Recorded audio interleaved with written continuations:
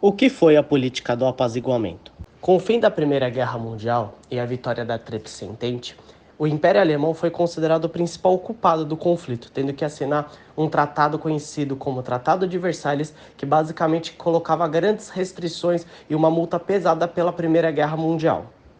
E uma das áreas onde o Tratado de Versalhes mais afetou a Alemanha foi nas suas forças armadas.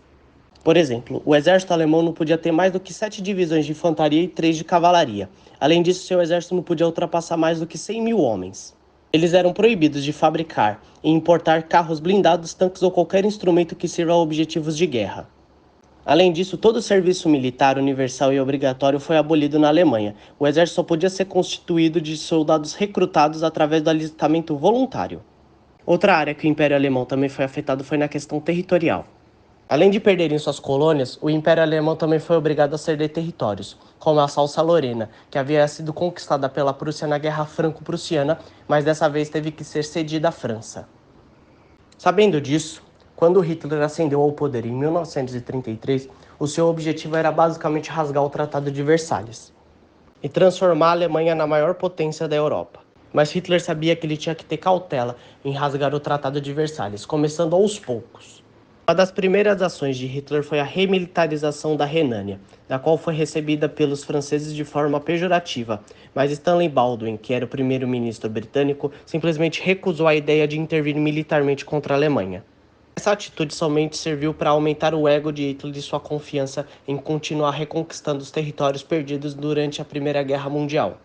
Então Hitler deu seu próximo passo, que foi a anexação política militar da Áustria, conhecido como Anschluss ou em alemão conexão. Embora fosse expressamente proibido uma união da Áustria com a Alemanha, a maioria dos habitantes falavam alemão e apoiava a união com a Alemanha, e Hitler usou disso para sua anexação. E novamente os britânicos e franceses não fizeram nada.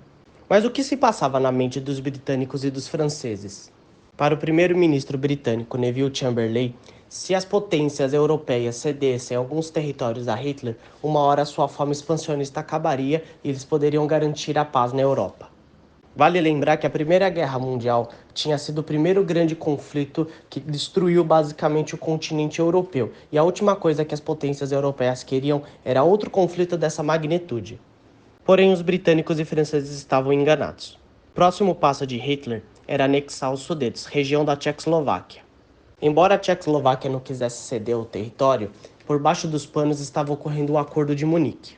Esse acordo, assinado pela Alemanha, Itália, França e Inglaterra em Munique em 29 de setembro de 1938, tinha o objetivo de formalizar a anexação dos Sudetos pela parte da Alemanha.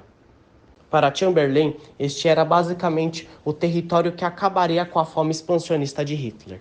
Só que ele estava enganado. Hitler havia prometido para Chamberlain que ele não iria procurar mais nenhum território para sua fome expansionista.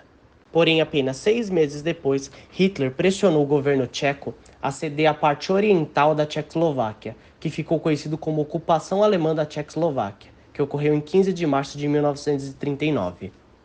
E novamente, a França e a Inglaterra não fizeram nada. E Hitler, confiante, acreditava que se invadisse a Polônia em 1º de setembro de 1939, os britânicos e franceses teriam a mesma reação, só que ele estava enganado. Quando a Alemanha invadiu a Polônia em 1º de setembro de 1939, Hitler recebeu uma mensagem chocante, que a França e a Inglaterra haviam declarado formalmente guerra à Alemanha. Isso se deu o início da Segunda Guerra Mundial oficialmente. Resumidamente, a política do apaziguamento teve duas funções principais. A primeira, retardar o início da Segunda Guerra Mundial. Já a segunda, dá tempo da Alemanha conseguir não só se rearmar e se tornar uma potência militar novamente, mas também dar a Hitler a confiança que precisava para continuar sua fome expansionista. Espero que tenham gostado do vídeo.